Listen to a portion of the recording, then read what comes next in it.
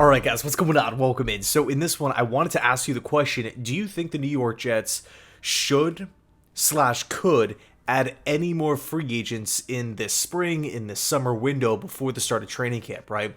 There are still so many good players. It's crazy. So many good players still out in the free agency market that will be scooped up. I would probably say sooner rather than later. I mean, we're seeing guys getting scooped up literally every day, right? At least one name is going off the board. Last, I want to say 3 days, we've seen the Buffalo Bills make 3 signings. We've seen the Dolphins sign OBJ.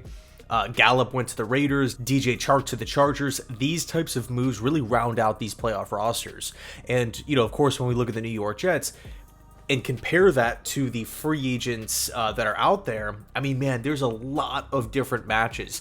To quickly just go down the list of guys that I feel like make sense for the New York Jets, let's start at the safety position. Right, there are 4 safeties that I could see happening for the Jets if the money works. Number 1, Justin Simmons, right? Justin Simmons is one of the best free safeties in the National Football League. His ball hawking ability is awesome, right? Being able to track the football while it's in the air.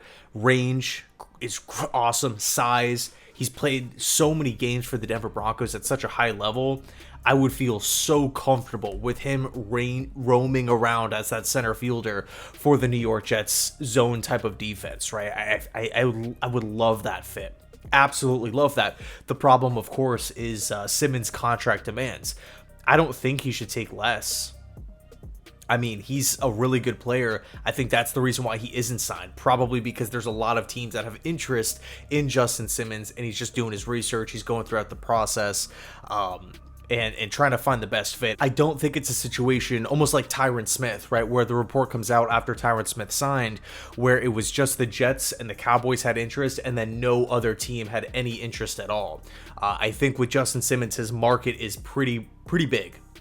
And then we move down the list, right? So obviously he would be my first choice at the safety position. And this is, of course, again, assuming that Simmons wants to come to the Jets want him, and the money works. We're not overpaying, or we're not having to cut a player to afford Justin Simmons.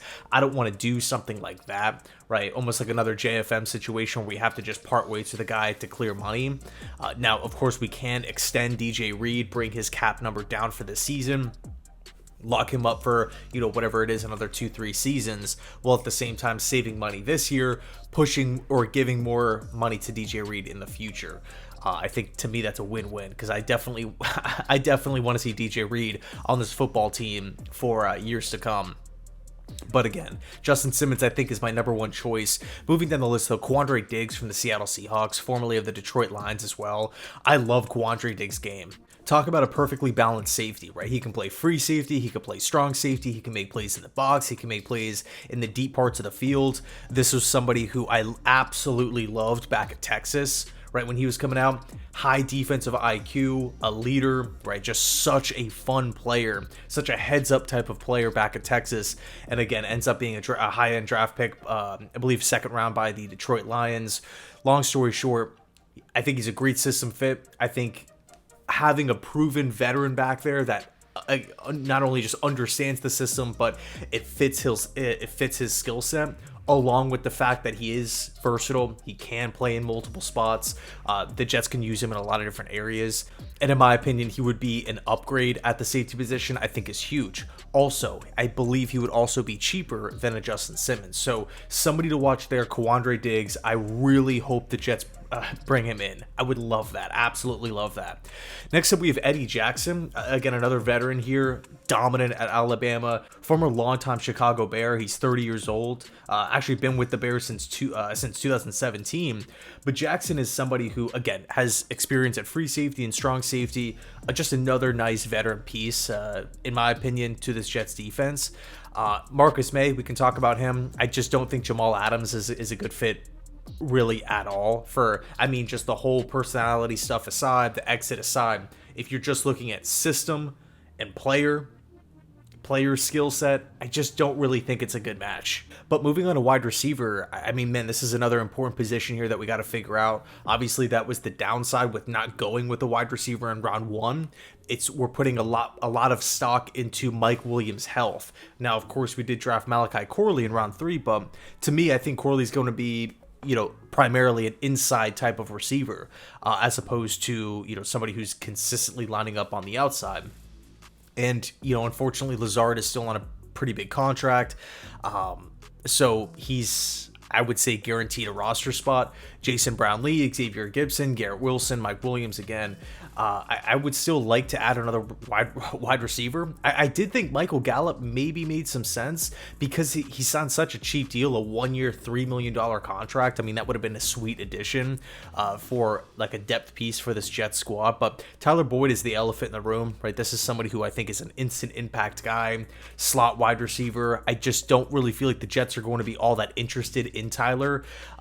Now with the addition of Corley, right? If they didn't bring him in when they didn't have Malachi before the draft, I just don't really see a fit with Tyler Boyd at this point in time, right? I think there's been a lot of connections to the Tennessee Titans, and I think in the end, that's where Tyler's going to end up, reunite with Callahan, who spent time with him back in Cincinnati a year ago, for a while, and give Will Levis another weapon.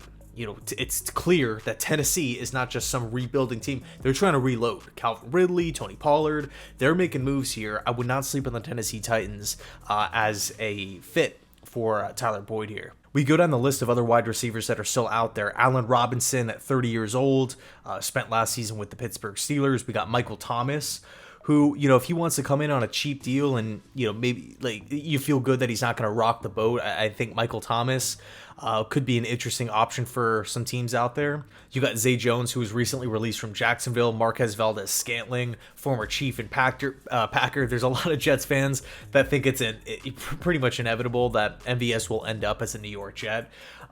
He's 29 years old, knows Hackett, knows Rodgers, knows the offense. I think if you're talking about a wide receiver 5, you can probably do a lot worse than MVS. But, I really don't necessarily think that he's going to be pushing the needle forward. But then again, you can push back at me and say, well, are any of these guys really going to push the needle forward? So totally fair point. And then I'm trying to think of who else, as far as the free agent wide receivers, McCole Hardman. No, I'm just kidding. That's pretty much it for wideouts. Moving on to offensive line, we did see Andres Pete sign a 1-year contract with the Vegas Raiders. I believe that news actually came out yesterday. But there's a couple of guards that I have my eye on, one of which is Dalton Risner. Now, if you're going into an NFL season and Dalton Risner is your backup primary guard, I think you're in a really, really good spot. I think Risner would be an awesome addition to this football team in the event that John Simpson or AVT get hurt or something doesn't go well. I think to plug and play Dalton Risner, this is somebody who's shown a lot of good football with multiple teams here. I wanted the Jets to be in on him a year ago. They weren't. Same with Ezra Cleveland, but again, the Jets just didn't make a move. I think Nate Herbig is an interesting option. There's been some rumblings that he could be released from the Pittsburgh Steelers with post-draft, because the Steelers did go with 2 offensive linemen in actually with their first 2 picks of the draft. So maybe Herbig at a $4 million salary right now could be released from Pittsburgh. I would love to have him back on this Jets squad. I think Trey Turner could be an interesting option. Like, that's somebody who you can probably bring in at like $1 million. And then Connor McGovern. Right, Connor McGovern I would love to have back. I think a lot of people are assuming he's going to be back at some point. But again, he knows the team, he knows the system, he knows the coaches. He can play center, he can play guard. He come in at a cheap price. I mean, he signed a 1-year, $1.1 million deal last year. I would assume it's probably going to be a similar contract this go round. I think that makes all the sense in the world. I am concerned about backup interior offensive line, but I'm not concerned with how many options are out there for this Jets team. And then last but not least, I wanted to go over tackle.